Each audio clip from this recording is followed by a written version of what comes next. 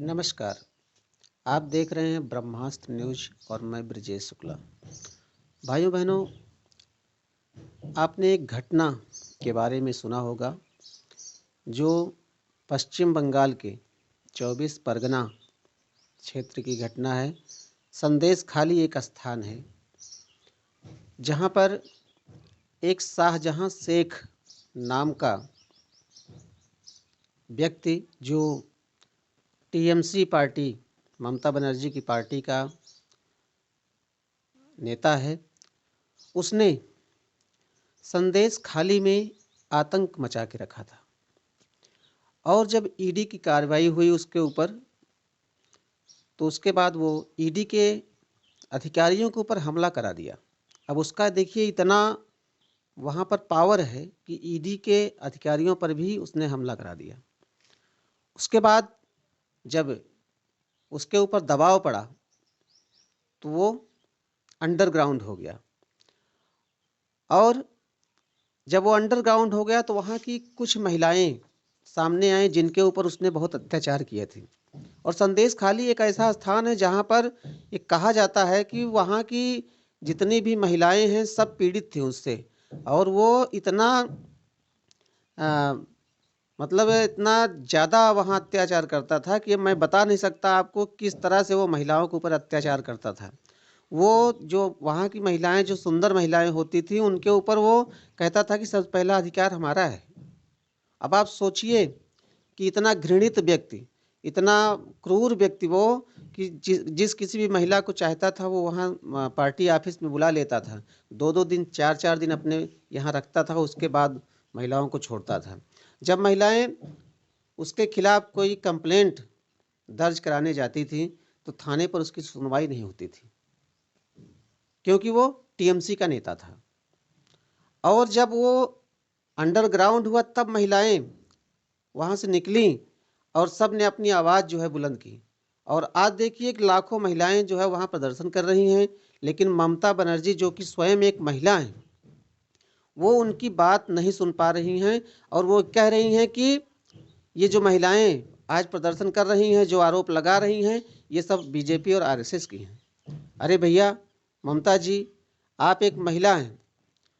हम मान लेते हैं एक तरह से, अगर आप ये कहती हैं कि सब बीजेपी की हैं, आरएसएस की हैं, तो क्या बीजेपी और आरएसएस की महिलाओं पर ऐसा कुकृत्य करना जायज़ है? ममता बनर्जी जी, आप होश में आइए। आप अगर ऐसा करेंगी तो आप जिस तरह से वहाँ पर शासन सत्ता में आई हैं, जब वहाँ वामपंथियों की सरकार थी, तो आपने इसी तरह के आंदोलन किए थे। तब जाके जनता ने समझा था कि आप गरीबों की हितैषी हैं और जनता ने आपको चुना था। और आप इस तरह से महिलाओं को अपमानित नहीं कर सकती हैं। अगर आपने इस तरह से महिलाओं का अपमान किया, महिलाओं का के ऊपर जो अत्याचार हो रहे हैं उसको आपने नज़रअंदाज किया, तो निश्चित तौर पर आपकी सत्ता यहीं से समाप्त हो जाएगी।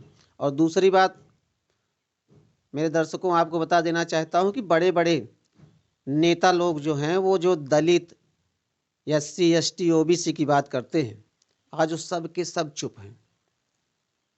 किसी को वहाँ की दलित महिलाओं का शोर, वहाँ की आदिवासी महिलाओं का शोर, वहाँ की जो ओबीसी महिलाएं हैं, उनकी आवाज़ आज उनको सुनाई नहीं पड़ रही है।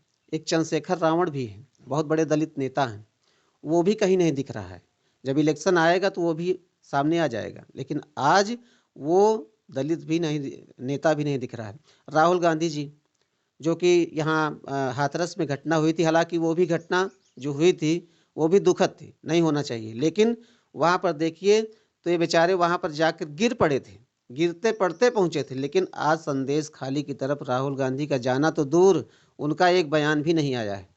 अखिलेश यादव, जो बहुत बड़े ओबीसी नेता अपने आप को कहते हैं, संदेश खाली पर एक बयान नहीं आया उनका।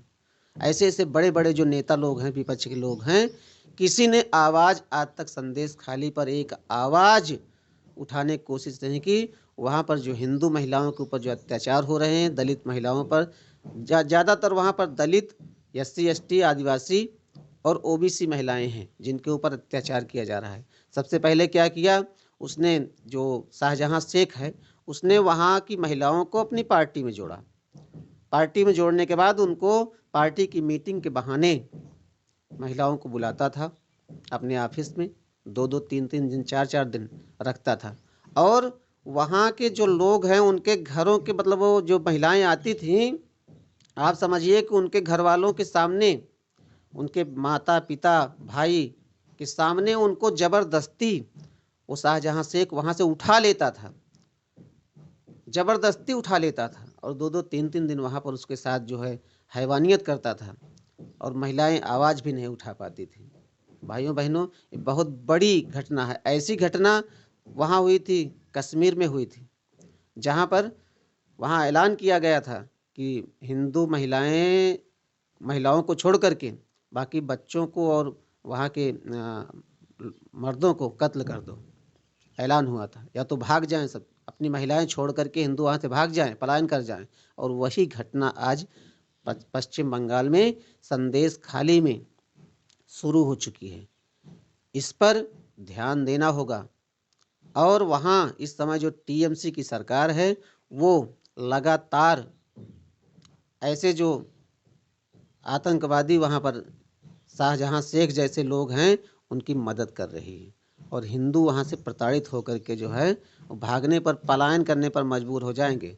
इसलिए आप सब लोग इस तरह की जो घृणित घटनाएं हैं, इन घटनाओं के बारे में देखिए, सुनिए, जानिए और ऐसे लोगों की पहचान कीजिए, ऐसे नेताओं की पहचान कीजिए।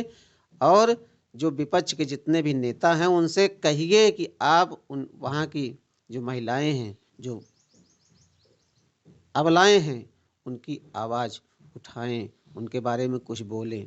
लेकिन मुझे नहीं लगता कि वो लोग बोलेंगे।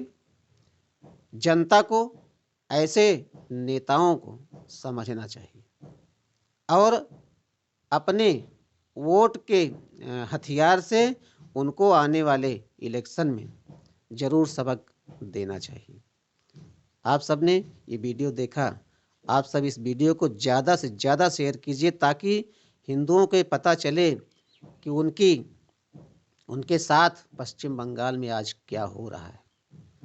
अगर आप लोग ये वीडियो शेयर नहीं करेंगे, अपनी आवाज़ नहीं उठाएंगे तो आने वाले समय में, आज वहाँ पश्चिम बंगाल में हो रहा है, आने वाले समय में आपके साथ भी ऐसा ही होगा।